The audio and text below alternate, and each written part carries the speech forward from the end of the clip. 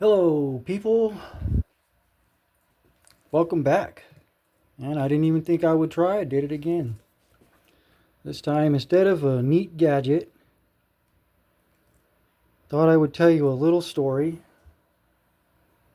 So, for the longest time of my life, I was in a dark place and wasn't exactly the best of people, if you know what I'm talking about.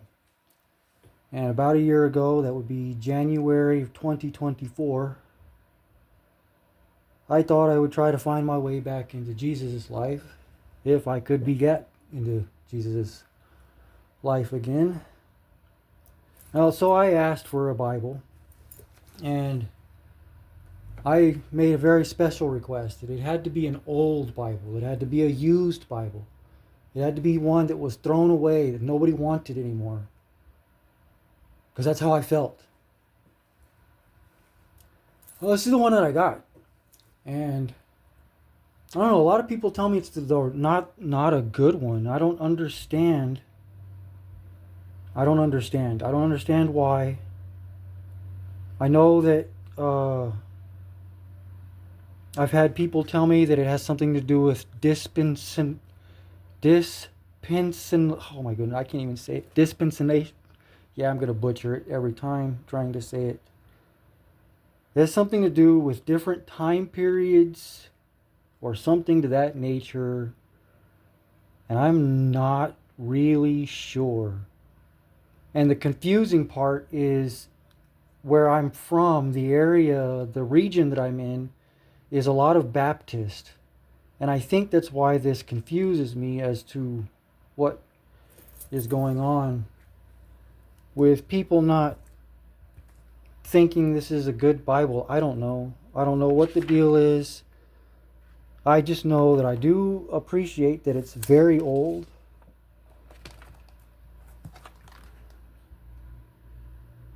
(1967).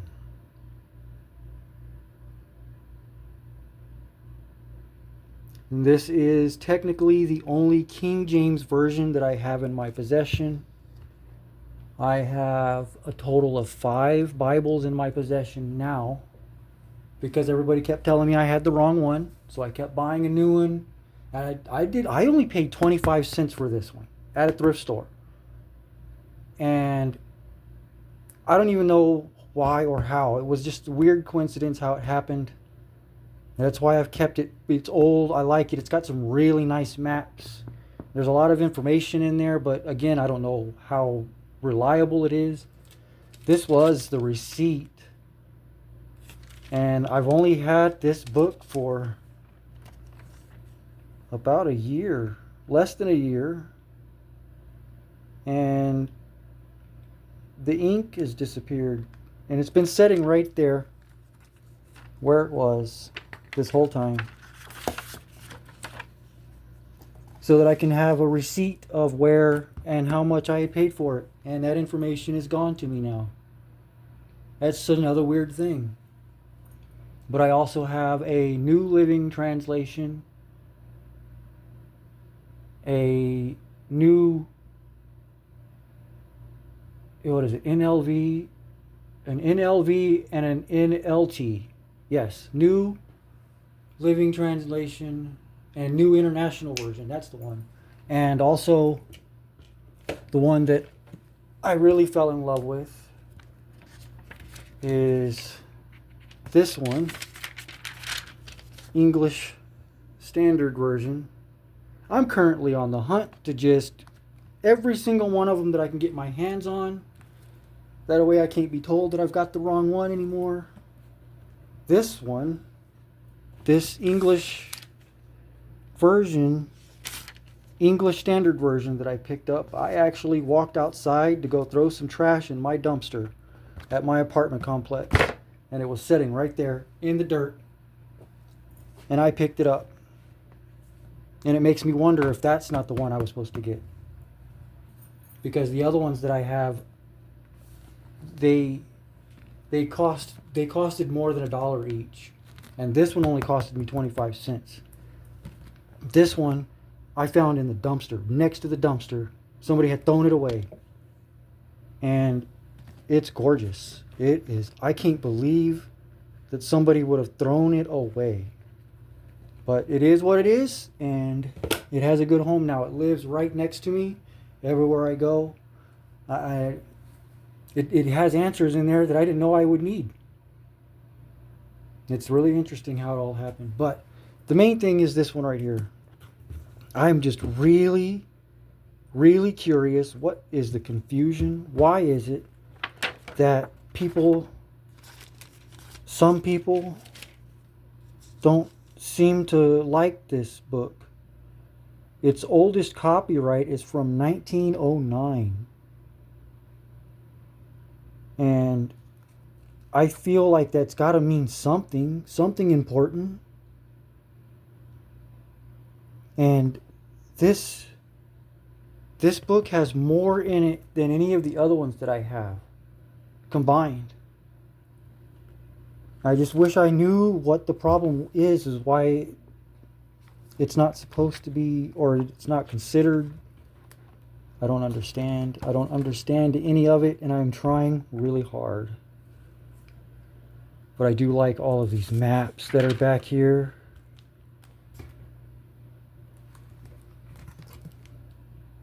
Get to see all of these great places.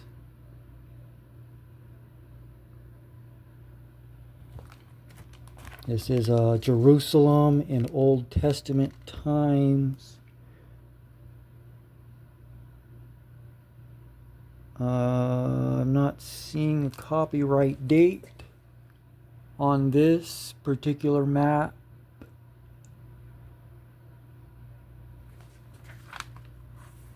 And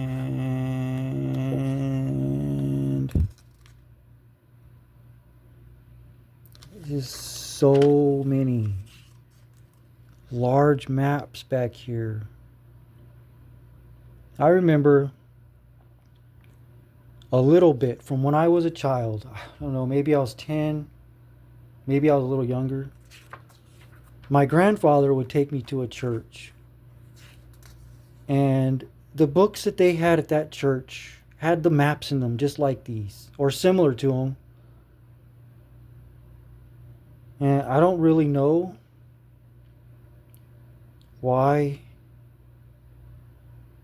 I don't know. I guess I don't know why this is not supposed to be. That's what the whole point of this video is. Yeah, I just wanted to show you this book. Repeat why and repeat, I don't know, as many times as you would dare to listen. I'm not seeing any copyright. Wait, no. Or Oxford University, more. Syrian Sea, Sinai. I really do wish that these had dates on the maps of when the map itself was printed. Because there's some locations that some people have claimed in the past weren't at said locations, and yes, they're on maps, old maps. So it is what it is on that one.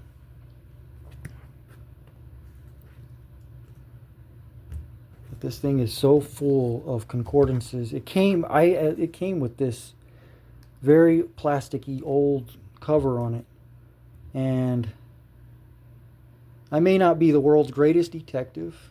In fact, I have zero detective education whatsoever. But if I was to make assumptions and pretend I was a detective, I used to be a smoker. And that looks like somebody smoked in their house. And the bottom, see if I can get it on camera here. The bottom sits flush and the top does not. So this lived on somebody's shelf for a substantial amount of years, for sure. And it has a name inside of it. And I'm not really sure if I can or if I should show it. I can tell you this, though. I did investigate. And it was a individual, lived in Austin, Texas. He ran a church. I believe, if I remember right, he had died. He was 86 when he passed. And any record that I was able to find of him made it seem like he was a really good person. Took care of his family. I just don't know why this would have ended up where it did. Unless it's just that terrible of a book that somebody thought they would just get rid of it. I don't know. I haven't honestly read the whole thing. I haven't honestly read all of them. I have several Bibles now, and I have honestly not read a complete Bible ever in my entire life. I am working on it. I got stuck in Judges. Yes, it was Judges. I got stuck in that one and had to reread that a few times because, man, that is like a comic book hero story. And I got stuck at Judges. I ended up back in Samuel. Of course, I've read the New Testament. Matthew, Mark, Luke, John. Am I saying them right? Acts, Romans. I read Acts. I listen to Acts. I go to sleep listening to Acts. Something about Acts really stirs my heart. That guy Saul, he became Paul later on, right? If you know, you know. That guy, he went around taking people's heads and removing them from their bodies. And still got forgiven. That's got to be something, right? And when I was an atheist, when I was an atheist, I was horrible, and my thing was to try to break them from their religion. I thought I was doing the right thing to free them, to make them think logically and realistically with scientific facts. And I really apologize for that, for anybody that I ever affected on that. But, being in this Jesus business the past almost a year now, I really don't think I did anything to anybody permanently. I don't think I broke anybody's faith. I may have hurt people's feelings. I probably did a lot of emotional damage. But I don't honestly believe that I took anybody's religion from them, because that doesn't seem like something very easily to just give up. Or maybe it's just my own emotional feelings on that one. Oh, who knows? I don't know. I'm trying. But anyways, Paul, Saul, Acts. Now I'm rambling. Anyways.